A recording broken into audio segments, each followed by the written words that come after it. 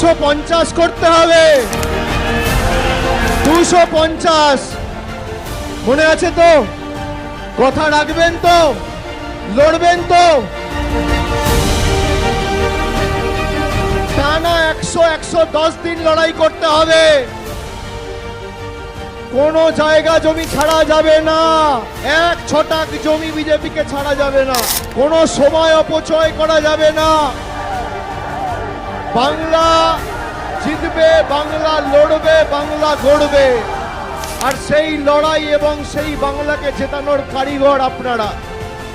আর জয় বাংলা যখন বলবেন, মাথা উঁচু করে বলবেন। দেশের রাষ্ট্রপতি বাংলা এসে জয় বাংলা বলে গেছে। জয় বাংলা, জয় বাংলা।